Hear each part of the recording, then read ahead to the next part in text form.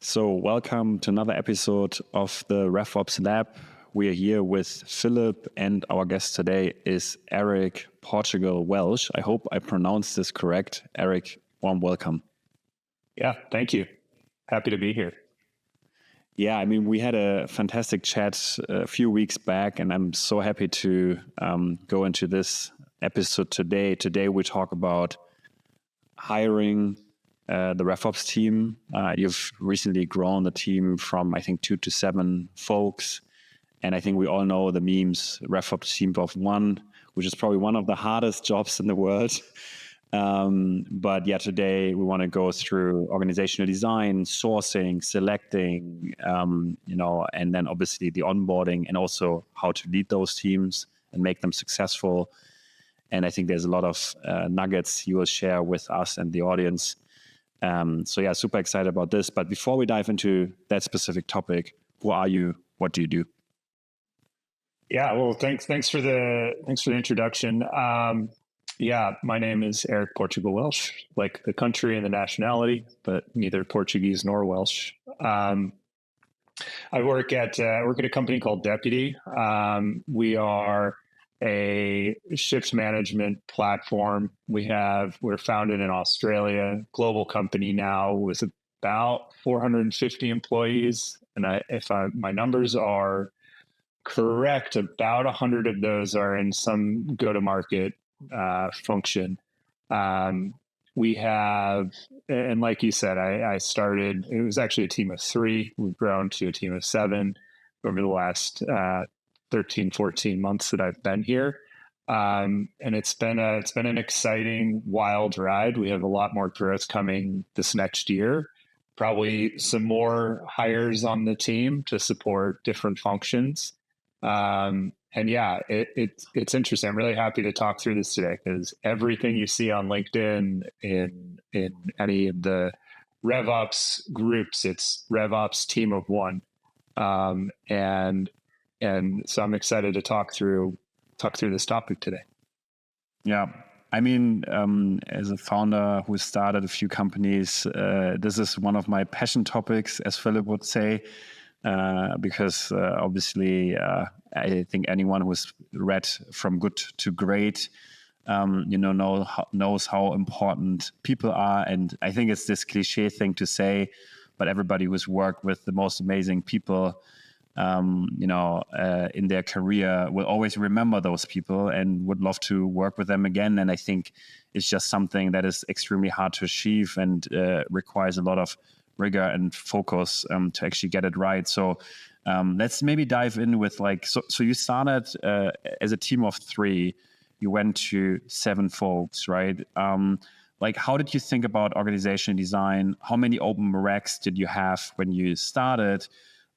How did you actually know what you were looking for?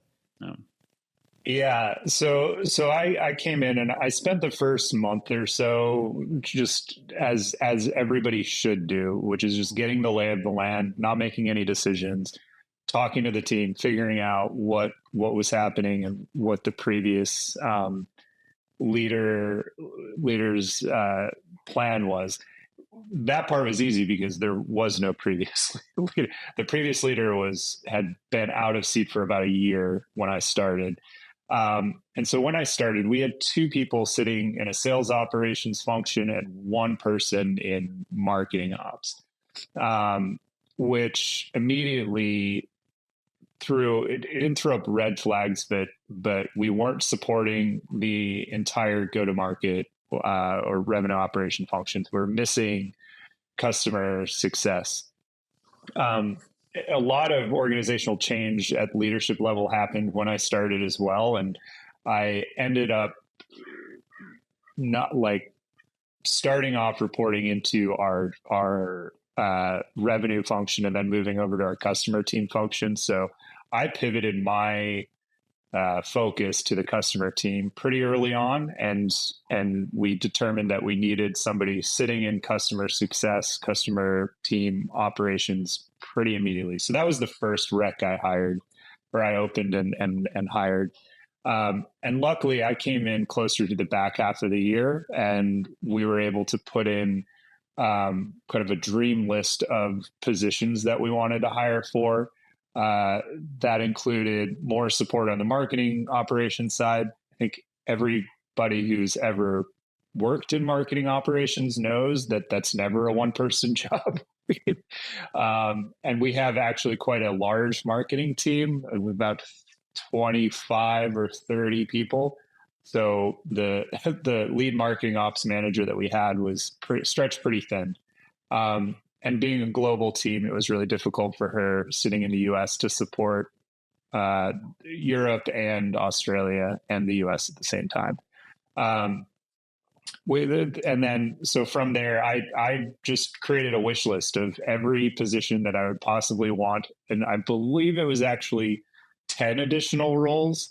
And as you know, like when you're budgeting and coming up with a headcount list, you should always over ask by a lot, so that leadership can negotiate you down to what you actually want. So what I really wanted was 4 additional headcount, and so I asked for 10, and some of those were kind of just dreams that I knew we weren't gonna hire. But I effectively wanted at least 2 people sitting in each of the 3 branches of RevOps: customer, marketing, and sales.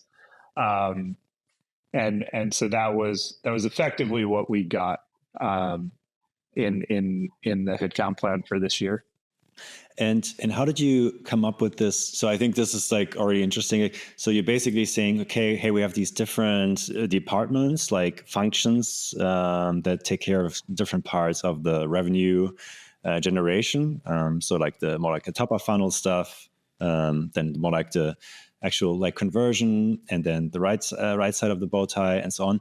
So why did you choose this approach and not like more like a central approach, which I think is also quite popular? I've heard often that you kind of like have like more like a central team, then everybody can do everything more or less, but you're going in a different direction there.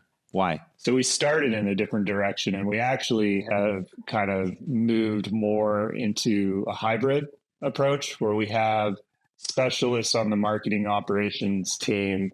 We have a specialist sitting in customer team. And then our sales operations function has kind of transitioned into more of a central where we can do just about everything.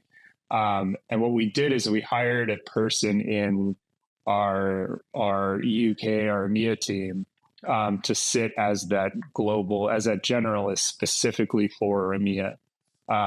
As you know, especially with a headquarters in Australia, a satellite headquarters in the US, the EMEA team, it has almost no overlap, waits most of the day. So we thought it was incredibly important early on to have somebody sitting there who could do everything for the team.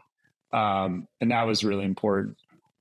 I also had to hire somebody in the US who was a very senior generalist. I found early on that my time was getting dragged into too much of the technical and too much of the tactical debt that the team had. So I needed somebody on the ground who could kind of sit as a layer between the tactical and the strategic with me. And effectively, and this is kind of an interesting use case because I'm going on parental leave for about 6 months soon. So I needed somebody in seat that could replace me while I was gone. And luckily we had the headcount available specifically for that person. Got it. I mean, I think it makes sense to have these specialist roles, particularly also in marketing, because it is like super detailed if you want to get it right. I'm not sure like what their scope of work is, but I mean, just thinking about attribution, for example, and also a lot about the automations, you can do a lot of things wrong. They can have crazy ripple effects, can be very expensive, can be very hurting the brand really. So, and it takes years to learn all that and continuous learning. So I totally understand the decision there to do it. It sounds like it's a remote team, right? Or is it like part of the team central in an office? So we have two people sitting in our headquarters office in Sydney, Australia. We have his role is going to change a little bit into kind of the more generalist function, but we have a sales operations manager in Australia, and we also have a kind of our junior marketing operations analyst in Australia too. And I found it to be I found it to be important as we're hiring new roles to have an even distribution across the globe as much as I can. We want, like, the bulk of our marketing team is in Australia. It's an important market. We need somebody who understands it there and can support our lead marketing ops manager who sits in the center of the US effectively. And then the reason we just did a generalist, not just a generalist, a RevOps manager in the UK is really so that they could support everything, all the tactical questions that were coming up. And early on, we implemented an intake project or program globally, so we could see exactly where all of our requests were coming from, what type they were. And most of our EMEA ones at the time were very tactical. So that's the profile that we hired for over there. Yeah. Yeah. I mean, we had Samad Mittal from Rubrik on the podcast, and I mean, they are very scaled RevOps organization, right? So super interesting how that then scales further into, for example, what you're just referring to as field ops, right? That's a big part of their area, or strategy and planning. Then the technology team gets spun out, and then kind of the general specialist on sales and CS ops. How is your current organization look like? What are the 7 people doing? Who reports into who? Is there even a layer between you and any of those? What's the organizational structure? Yeah, it's pretty flat right now. So everybody reports into me, and my goal as we scale further is to have a management layer that sits between, and that's either going to be kind of the 3 pillars leaders. So we have, and I have those people in place, the people I would hand the reins over to manage the different functions right now. But currently everybody reports into me. The company as a whole has a policy, a layering policy that managers have to have at least 3 direct reports in order to implement a management layer. So currently we don't have that in each of the functions. We don't have three marketing, 3 sales, 3 CS ops people or to create that layer. But that is effectively when I drew the map for the 10 people that I wanted this year. That's what I had. I had our marketing ops leader, sales ops, and CS ops with 2 to 3 people under each of them. And that's how I anticipate next year to play out as well. But what it might end up looking like is a RevOps leader who owns sales and customer success, and then a marketing ops leader who owns the rest. Because I do think that with our current org structure, we have a commercial team that has marketing, sales, and customer success all rolling up into the same C-suite leader. Now that marketing is always going to be I don't want to say a standalone function, but a function that needs very, like we talked about, specific skills and specific people doing that full time, whereas sales and customer success, renewals, and so on, that's a similar skill set that can have similar people working across the borders. Yeah. There's one thing I just want to highlight for audience, which really resonated with me. So you're like at right, like with 450 people, that's quite like an organization now, and it sounds like you're going to grow, which is great. And what I really like, what you said there, is you already have those people in place to take care, of like adding that extra layer of management. So first of all, I think like the general common idea is like that. Okay, more than 8 direct reports is hard to manage. It's always better to have less. So I think it's good to already like think about that. And then I think also when hiring, right? I think it speaks sort of like to your leadership qualities that like when you hired, you're already like thought about like, okay, is that person maybe like a potential leader to take over like some other like sub departments in the RevOps team? Can I build them up to become that person, or do they already come with the qualifications to do it and the skills necessary to do it? Right. That's something really to think about when you scale a team, and you already know that there's going to be growth in the future. You're going to need that people who can then also manage and take work away from you as the organization grows. And I think this is something that is often not done really well. So I just want to point it out because it might otherwise not be so obvious to listeners. Yeah.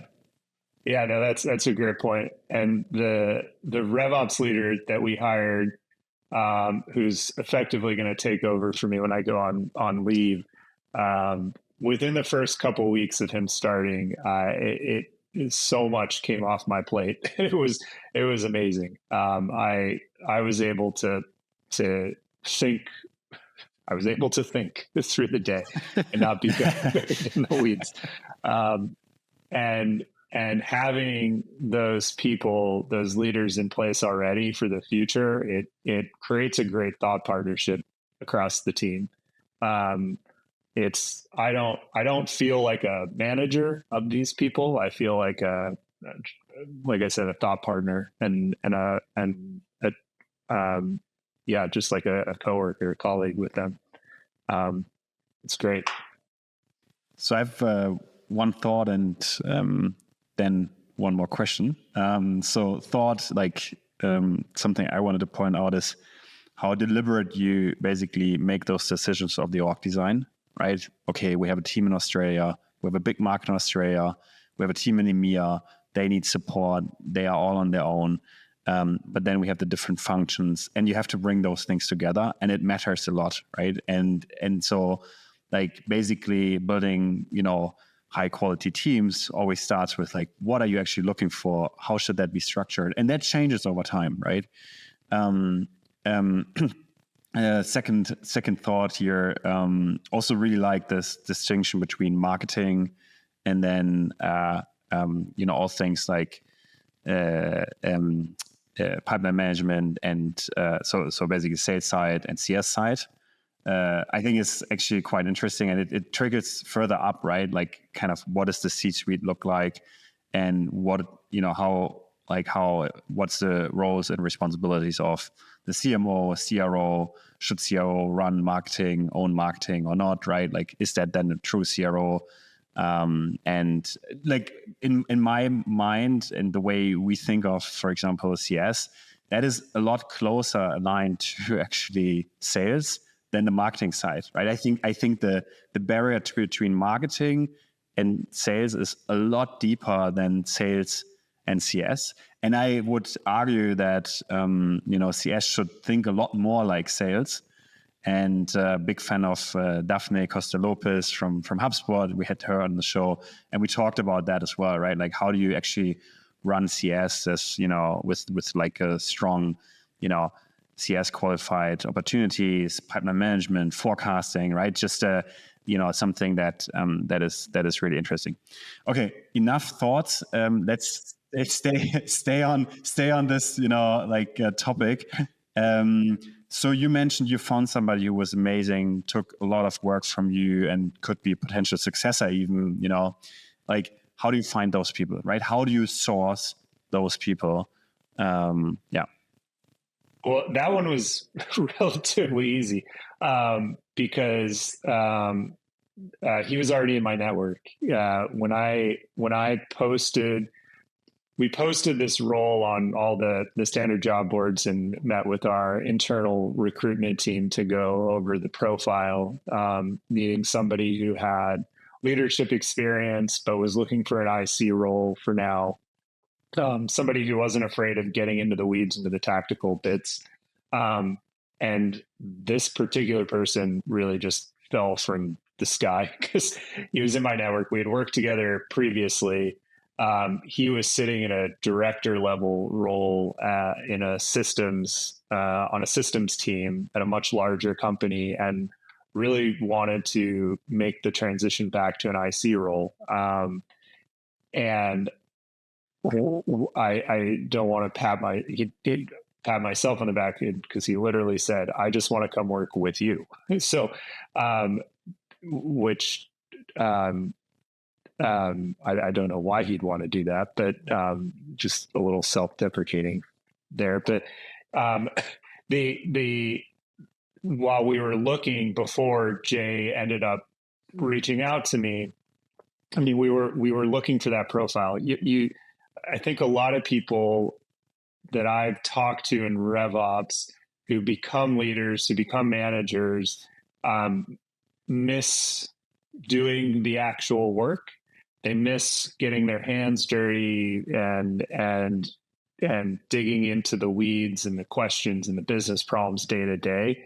The stuff that in my current role I can't do a lot of, and I miss, and I like going down the rabbit holes, and I enjoy my one-on-ones with Jay, where we just use them to go find and solve problems together. And it's that, engaging in that thought partnership. But yeah, from a sourcing of the other roles, specific leaders, it's that profile. It's finding that person who maybe accidentally found themselves in management roles and didn't want to be there. We're going to be looking to grow our partner operations team over the next year as well. And that's the same profile I'm looking for. It's somebody who's maybe become a manager, looking to move back into an IC role. And I think it's more common and more available than you might think.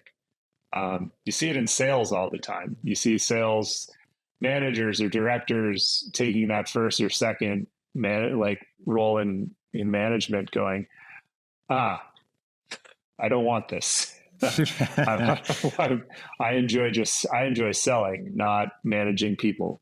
And I find those people to be excellent sales reps because they know what the manager needs. They know what the director needs. And, it takes a lot of the burden off the leader. And that's my CS, ops manager and my principal RevOps leader here. Same thing. They know what I need. They know the information I need. They know when I need it. They can kind of read my mind. And so we don't have, it doesn't feel like managing to me. It feels like partnership where we can just work closely together. Yeah. And so in terms of finding those people on the pure operational level, okay, so one person was more already in your network, right? So you knew them, you knew where they were coming from, the skills, etc.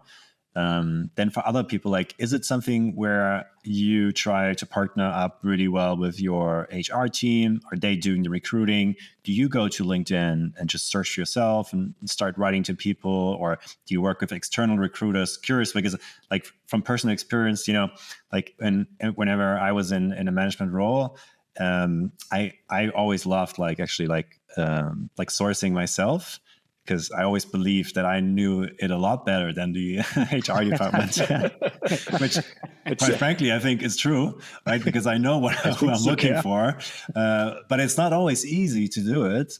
There's some hoops you get to jump through, especially as the organization grows. You need to do it delicately. So yeah, just curious how you operate there. Yeah, it's a combination of all three of those things. We have a really good talent acquisition team, HR team here, and so it's really just diving into that profile and letting them do a bulk of the sourcing of people that maybe are not in my network. I do like to post it on LinkedIn and talk to people directly if I can. People who might be in or like a step removed from my network. And then I also enjoy going to the RevOps communities that I'm part of. I'm part of a few, and there's always people looking. There's always interesting jobs being posted. And so, that referral network is really big. If you want a hot take on a interesting piece that I have, I'm happy to share that with you as well. Like the people I kind of stay away from when I'm hiring. 100%. We always love hot takes. Yes, please. But it will be all over LinkedIn. That's for sure. That's fine. It's where it should be. But the hot take here is I tend to stay away from the influencer, the RevOps influencers, because there's two things. I stay away from the RevOps influencers because I don't know how you have time to actually do this job and post so much about this job at the same time. And then the other one is you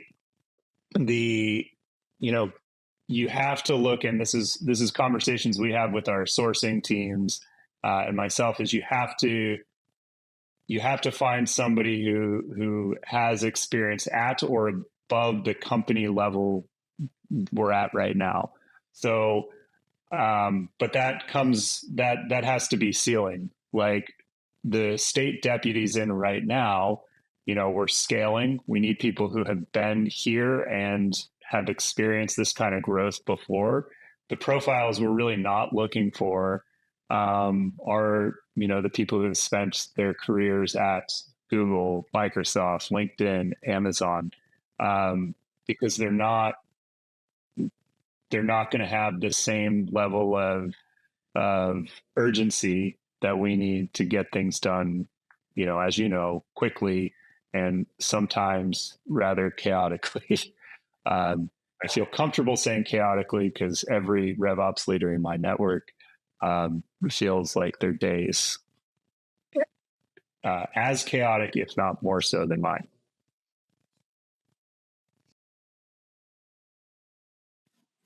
Yeah, no. I mean, it's funny, right? Like Fang, right? Like basically, how the tables have turned. Like it's like, yeah, maybe not like the most hot sorted after candidates anymore. Yeah, but also good people, right? Like, Yeah, not think dissing anyone. It really Not dissing depends. anyone. But I think everybody is also referring to is kind of how hands-on are you, right? And I think you said something that resonates really well with me. It's like people who've been in manager positions, but then want to go back into the IC, but are actually principal ICs. And those people are amazing, right? They know why they're doing it, they love it, but they come at it with a lot more experience, but they're still hands-on. And this is a profile that's not easy to find. I think if you build companies around those folks, you'd probably need a fraction of the overall complexity that usual organizations create through different layering and management reports. But yeah, I think that's a whole different topic. I'd love to switch gears a bit. Like, let's assume we have those amazing people in the funnel, which I think is always a challenge, right? So spending time there is super important, and kind of a multi-channel approach with different people helping there. It makes a lot of sense to me. But like, how do you go into the interview process? How do you conduct interviews? Yeah. Well, okay, there's a few different questions in there. I can start with my personal interview style, then go into the process piece, like how. But quickly, I don't like creating long, drawn out processes for interviews. I think they can feel like a waste of time. for internal people, for the candidates, and typically you can find what you're looking for in a much quicker way. I do, for these principal roles especially, still like to have some presentation, because I think it's important to understand how they present to executive stakeholders, how they present insights. And that can be a project, that can be a scenario where you come to me and present some level of insights. But data storytelling, critical for anybody in that principal role. And that scenario, that project can be tailored for the different levels that we're hiring for. When I think through my personal interview style, one thing I've learned is there's a lot you can teach people. I don't typically care what systems people have worked with in the past, what they're proficient in, unless of course you're hiring for a Salesforce admin, then you obviously need Salesforce experience. But for most RevOps generalists or marketing ops generalists, if you've worked with a system, a big one, I don't care what it is. You can learn, and that's relatively simple for somebody who's got the systems or the process brain that most people in this world have. The thing I find that you can't teach, which is actually a huge motivation driver for people, and a trait that I think a lot of top performers have, is curiosity. And so it might sound weird, but on interviews, I try not to ask any questions. I flip it on the candidate, and I get a mix of reactions when I start with. So I'd love to learn a little bit more about yourself. Tell me stuff that I don't see on your resume. And then we're going to go into questions you have, and we can spend the entire time going through your questions. And if you want to leave a few minutes for me at the end, that's fine. But let's start there. And that gives me a really solid glimpse into how curious they are. You can gauge it by the level of questioning. If you get a lot of, what's the team like? What's the culture like? Rather than really hard-hitting questions about what does your funnel acquisition rate look like? What are your conversion rates? What are you doing to optimize the handoff between marketing and sales, or sales and CS? It gives you that glimpse into their motivation and their drivers. And the people who do really well in those, I tell at the end, like, I've actually learned more about you by the questions you've asked than any question that I could ask you. And it can be really fun. It can also be really interesting when they don't have any questions. Yeah. It's crazy how this can still be a thing, right? Like, that people do not go into an interview and do not have a question. It's mind-boggling to me. It's completely insane. For me, it's like an instant no if they don't have any question. Basically, I mean, I think if you run that process this way, it's also pretty hard to actually not come up with any questions, right? So they sit there and they're like, shit, I didn't prepare any questions. So then, either it goes into a very weird way, and I assume you don't spend the full, 45 minutes or 60 minutes on that conversation. But what I really like is, nobody comes in and expects to ask questions for 30 minutes, right? So no matter how well prepared you are, you're definitely not prepared for that, because, unless right? So maybe we actually destroy that strategy now. But when they have to listen to that podcast, so that's already a good sign, right? If they come in and they say, well, you know what? That would be Eric, good, though. I know it all. You talked about it, and I'm that guy. Yeah. Well, think about it. Like, if these interviews are probably 35, 40 minutes long. We spend 5 to 7 minutes at the beginning going over our backgrounds and level setting expectations. And then good questions spark conversation, and I will ask a follow-up question. So you really only need 4 good questions, if that, Right. to fill the rest of the time. Like, you don't need much. So just in the interest of time, I think, I think this is quite interesting, the selection process. Like, what do you do on the onboarding side? Do you have any specific tips and tricks that you learned there? Yeah, with onboarding, I like to spend at least 2 to 4 weeks with the new member of the team, with no expectations of output. Just sit there, don't do anything.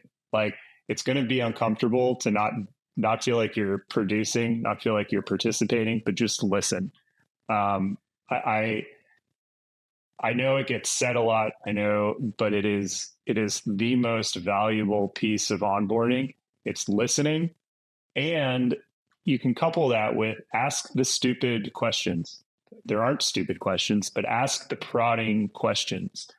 Play up the newbie card, ask like the leading questions, and make people think. Outside perspective is one of the more valuable things that we get out of a new hire.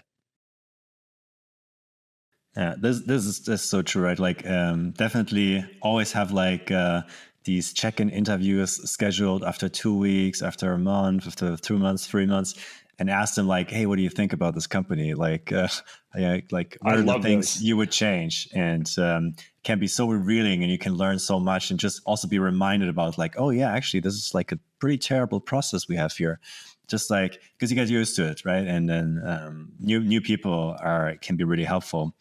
One more question I wanted to shoot in is just curious if you have any like fundamental leadership principles that you like to follow. So I don't know, radical candor or something in that direction. Yeah, radical candor is good. My all-time favorite leadership book and principles that I try to employ on a regular basis, and a few people on my team have read the book, and I have them check me on it regularly. It's a book called Turn the Ship Around by author David Marquet, and it's about intent-based leadership, where the leader actually doesn't make any decisions on the team. I can go into a very long detail about it, but the source of information where decisions should be made is on the ground with your team. As a leader, you shouldn't be in the weeds so much that you understand every little component. Therefore, when your team comes to you, they should already have a decision formed in your mind and are effectively just telling you what they're going to do. You should trust them enough to execute on that. And that's the principle I like to, at least with that top level members of my team, employ. And I coach the rest of the team to get to a place where they have thought through all of the scenarios before we talk, and at least have options of what they want to do. And then we go through those options together and let them make the final decision. Yeah, I like that a lot. That's really good. Yeah. Great, Eric. Thank you so much for joining. I think this is a good moment to end. I think we went through like the most key critical aspects of hiring and growing a successful team. There's one closing question that we always like to ask, and it's what book would you recommend our audience? There's one rule though: you're not allowed to say Revenue Architecture by Jaco van der Kooi. Everything else is allowed. Okay, I would read Turn the Ship Around, the leadership book. It's my favorite, honestly. We actually also just started a book club, or we're starting a book club and starting to look at data storytelling is another really good one by Nancy Duarte. Perfect. Eric, thank you so much. Really enjoyed this episode. I learned a lot. Really appreciate it. Yeah, thank you for having me. Thanks for coming on.